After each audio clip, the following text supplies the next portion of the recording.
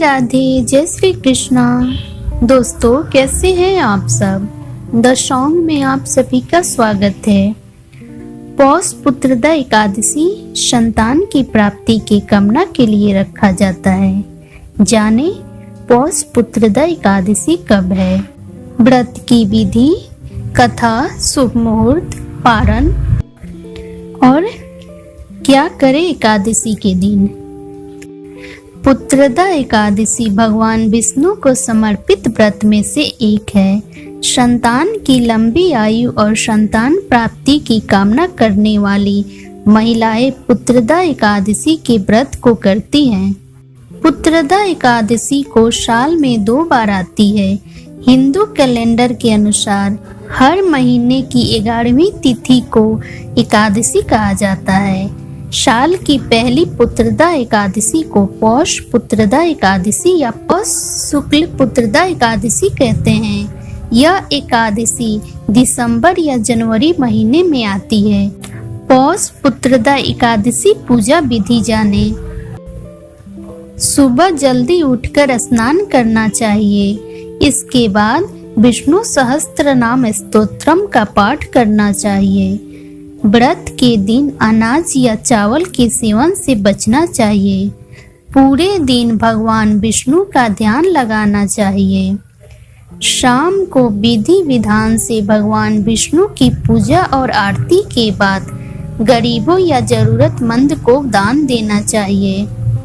और एकादशी के दिन ओम नमो भगवते वासुदेवाय नमः का जाप करना चाहिए। एक माला अवश्य करें। पुत्रदा एकादशी तिथि, शुभ मुहूर्त और पारण जाने। पुत्रदा एकादशी 24 जनवरी 2021 को है। व्रत प्रारंभ 23 जनवरी शनिवार रात 8:56 से शुरू होगा और व्रत की समाप्ति 24 जनवरी रविवार रात 10:57 पर समाप्त होगा। पारण का समय 25 जनवरी सोमवार सुबह 7:13 से 9:21 तक है। अब सुने पुत्रदा एकादशी की कथा। धार्मिक कथाओं के अनुसार भद्रावती राज्य में सुकेतु नाम का एक राजा राज्य करता था। उसकी पत्नी सेवैया थी। राजा के पास सब कुछ था, सिर्फ संतान नहीं थी। ऐसे में राजा और रानी उदास और चिंतित रहा करते थे। राजा के मन में पिंडदान की चिंता सताने लगी। ऐसे में एक दिन राजा ने दुखी होकर अपने प्राण लेने का मन बना लिया। हालांकि पाप के डर से उसने यह विचार त्याग दिया। राजा का एक दिन मन राजपाट में नहीं लग रहा था, जिसके कारण वह जंगल की ओर चल पड़ा। राजा को जंगल में पक्षी और जानवर दिखाई दिए।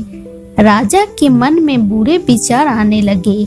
इसके बाद राजा दुखी होकर एक तालाब किनारे बैठ गए।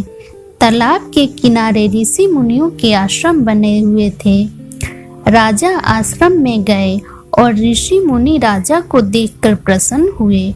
उन्होंने कहा कि राजन, आप अपनी इच्छा बताएं। राजा ने अपने मन की चिंता मुनियों को बताई। राजा की चिंता सुनकर मुनि ने कहा कि एक पुत्रदा एकादशी है। मुनियों ने राजा को पुत्रदा एकादशी का व्रत रखने को कहा। राजा वे उसी दिन से इस व्रत को रखा और द्वादशी को इसका विधि विधान से पारण किया। इसके फलस्वरूप रानी ने कुछ दिनों के बाद गर्भ धारण किया और 9 माह बाद राजा को पुत्र की प्राप्ति हुई। ये रही पुत्रदा एकादशी की कथा। अभी तक आप लोगों ने चैनल को सब्सक्राइब नहीं किया है तो प्लीज़ सब्सक्राइब करें, वीडियो को लाइक करें, कमेंट करें। धन्यवाद।